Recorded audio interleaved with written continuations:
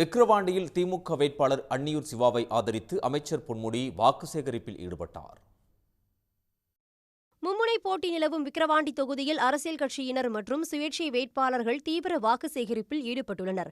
அந்த வகையில் விக்கிரவாண்டிக்கு உட்பட்ட கஞ்சனூர், மேல்காரானை உள்ளிட்ட கிராமப்புறங்களில் திமுக வேட்பாளர் அன்னியூர் சிவாவை ஆதரித்து அமைச்சர் பொன்முடி பிரச்சாரம் செய்தார். அப்போது திமுக அரசின் 3 ஆண்டு சாதனை திட்டங்களையும் அவர் பட்டியலிட்டார். முன்னதாக அமைச்சர் பொன்முடி மற்றும் வேட்பாளருக்கு கிராம மக்கள் மலர் தூவியும் ஆரத்தி எடுத்தும் உற்சாக வரவேற்பு அளித்தனர்.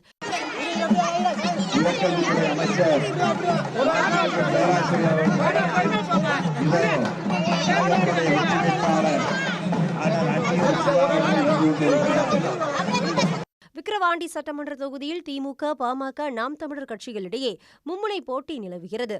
இந்த தொகுதிக்கான இடைத்தேர்தல் ஜூலை 10ஆம் தேதியன்று அறிவிக்கப்பட்டிருப்பதால் அரசியல் கட்சியினர் வீடு வீடாக சென்று வாக்கு வேட்டையில் ஈடுபட்டு வருகின்றனர். உடனுக்குடன் செய்திகளை தெரிந்து கொள்ள சன் நியூஸ் பெல் ஐகானை கிளிக் பண்ணுங்க.